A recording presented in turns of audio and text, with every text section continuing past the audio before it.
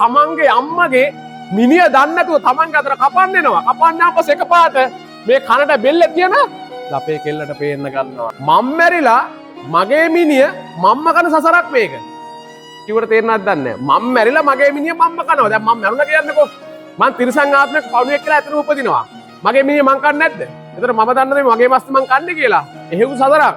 විශේෂයෙන්ම අම්ම කෙනෙක් ඇකේ ගහගෙන හැදුවෙන් පස්සේ ඒ අම්මගේ ආදරය කියන දේ කොහොමද කියලා අපිට හිතා ගන්න බැරි වෙන සසරක් මේක.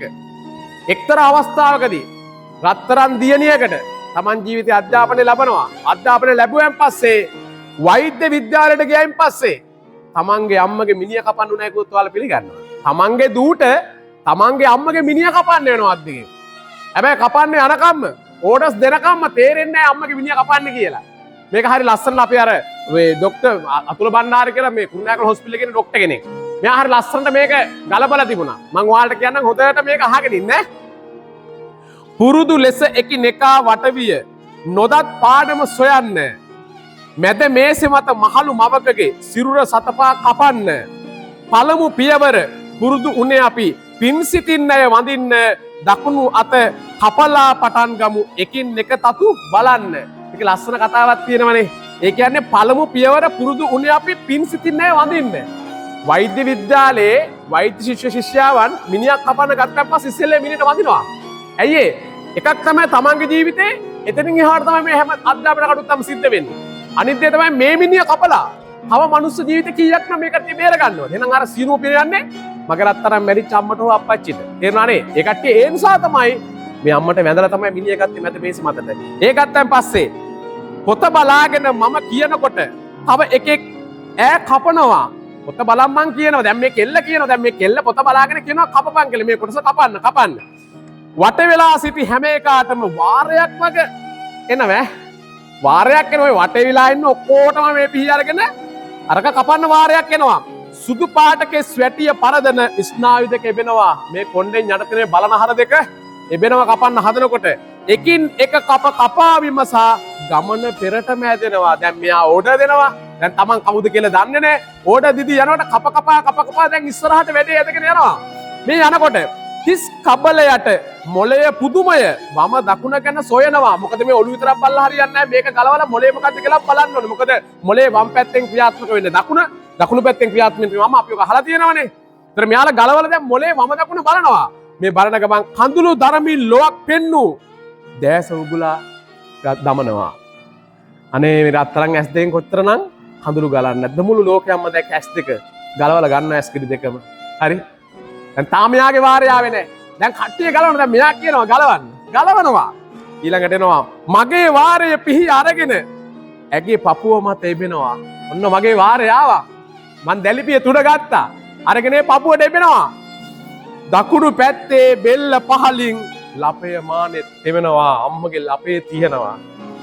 හිතන්නකෝ කොහොම තමන්ගේ හදවතට කොයිතරම්නම් දෙයක් එන්න තමන්ගේ අම්මගේ මිනිය දන්නේ නැතුව තමන්ගේ අතට කපන්න එනවා. කපන්න ආපස් එකපාරට මේ කනට බෙල්ල තියන ලපේ කෙල්ලට පේන්න ගන්නවා. ආයි ඒක දැක්ක ගමන් කෙල්ල ගැස් එක කඳුළු පිරෙනවා. දවස ගානේ එකිනෙකා අපි සිහින් පහරින් කපද්දී මෙයා දන්නව අම්ම කියලා. හැබැයි කියන්නේ නැහැ. හැමදාම චුට්ට කපනවා.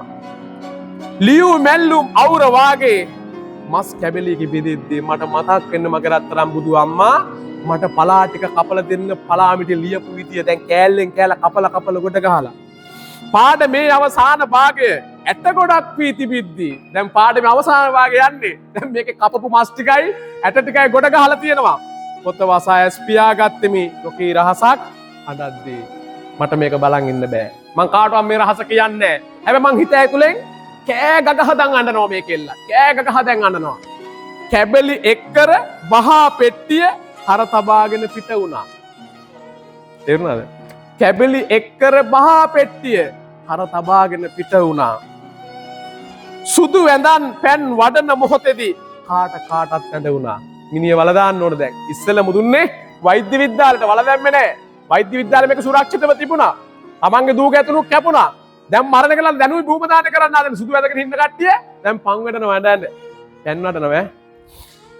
කනත් තේපස් ගොඩ ළඟදි මට නෝද ඉන්නට බැරි වුණා. දැන් තව ටික වෙලාවක් තියෙන්නේ. මේ වෙච්ච සංසිද්ධිය මට වෙලා ඉවරයි. දැන් හැමදේම සිද්ධ වෙලා ඉවරයි.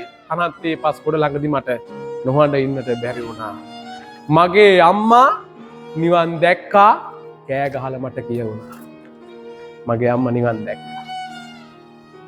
තමයි සසර. පැහැදිලි? ඕක තමයි සසර. මගේ අම්මා නිවන් දැක්කා කෑ ගහලා මට කියවුණා.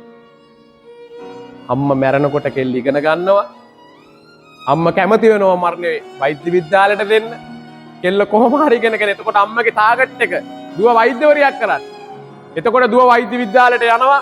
හැබැයි සුරක්ෂිතව වෛද්‍ය විද්‍යාලේ අම්මගේ මිනිහ තිබුණ කියලා දන්නේ නැහැ. කපනකොට ලපෙන් කොච්චර කරත් අම්ම කෙනෙක්ගේ ඕනම ලපයක් දරුවෙක් ගන්න විශේෂයෙන් කෙල්ලේ ලපෙන් අම්මා අහුවෙනවා.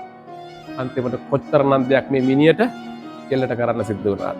ඒ නිසා තමයි මම කරත්තර බුදු අම්මා අප්පච්චි කියන මේ සසර හරි අමුතුයි. මේ සසරේ මං එකක් ඔය මැරිලා මගේ මිනිහ මම්ම කන සසර. මගේ මස් ටික මම්ම කන සසර. ඒ නිසා බොහොම ප්‍රයෝජනෙන් මේ තුල යන්න.